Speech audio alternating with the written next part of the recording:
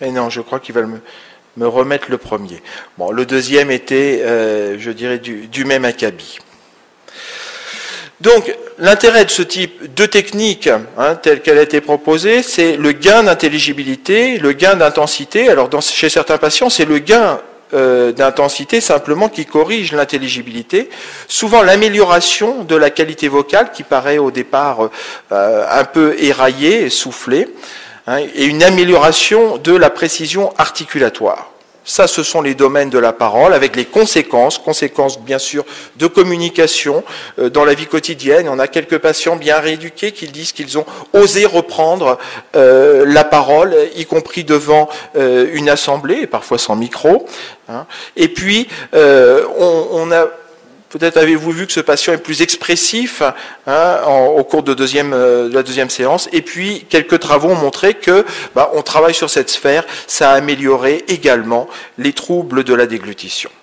Alors ça, c'est une diapositive que nous présentaient les personnes qui ont développé cette méthode. On voyait notre patient en pré-rééducation avec une petite parole faible et puis peu d'énergie respiratoire et puis peu d'impulsion cérébrale. Et puis on nous disait il suffit de parler fort et d'emblée on utilise un volume ventilatoire plus important. On a des cordes vocales qui s'accolent mieux et puis nécessairement, comme on ne peut pas parler fort en gardant la bouche fermée, il y a une amélioration de l'articulation et nous disait-on, tout ça entraîne en plus une stimulation cérébrale plus importante.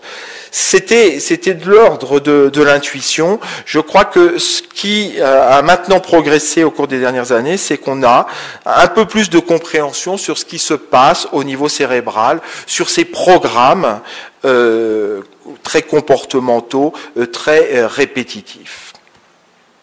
Alors, ce que l'on sait, c'est que quand on transmet un message, quand on a une action, ce qui se passe entre deux neurones fait qu'il y a une modification du fonctionnement entre ces deux neurones. Quand on fait quelque chose, ça laisse une trace dans le cerveau. Ça peut modifier la réactivité des récepteurs, les protéines, etc. Et si on réentraîne suffisamment, ça modifie même la structure du neurone avec de nouvelles synapses, de nouveaux dendrites qui peuvent repousser. Et les modifications, c'est ce qui est écrit, peuvent être pour des durées qui vont de quelques millisecondes à plusieurs mois. En quelques millisecondes, ce sont des transformations relativement fugaces qui sont faites. Et puis progressivement, on va vers le changement de structure, de synapses, de dendrites. On arrive sur des choses plus stables.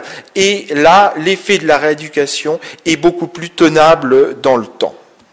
Alors, j'aime bien cette illustration, ça nous montre qu'un neurone, c'est un bout de neurone, ça, c'est les dendrites, et puis dessus il y a des petites épines.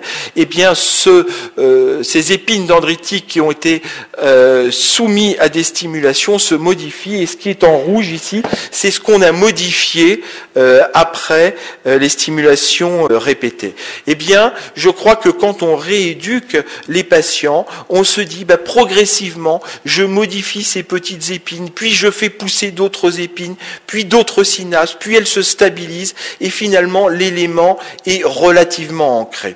Et on revient et on retrouve là, en ayant cette idée biologique en arrière-plan, sur une explication d'éléments comportementaux que l'on demande à la rééducation. On demande souvent à la rééducation, on dit il faut utiliser une fonction, sinon on peut la perdre. Au contraire, on peut l'utiliser, on l'améliore et on la stabilise. Et pour que ça tienne, tout ça, il y a quelques règles, dont la spécificité.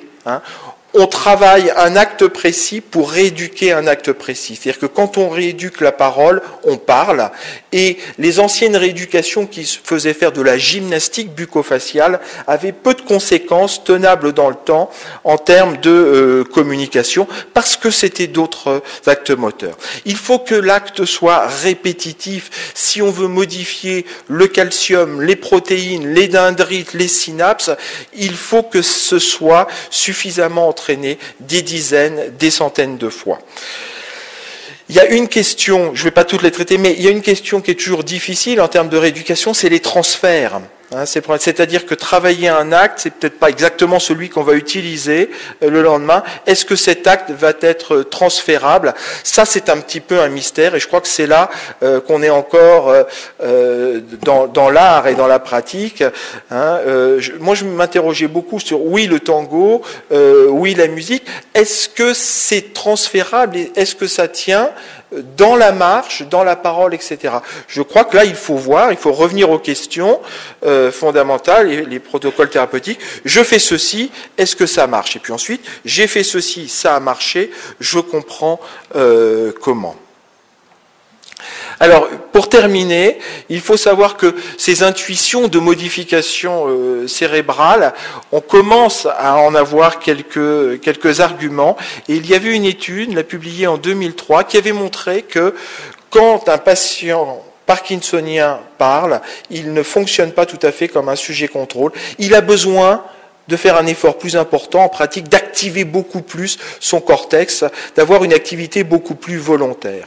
Eh bien, en post-rééducation, quand on refait l'imagerie et que l'on redemande aux patients de parler dans la caméra, on s'aperçoit chez des patients chez qui la rééducation avait marché, eh bien, ils ont réinternaliser finalement leur fonctionnement et que ce fonctionnement est revenu dans des zones plus habituelles, plus automatiques. Voilà ce que j'avais à vous dire sur la dysarthrie. Donc ce symptôme peut être invalidant.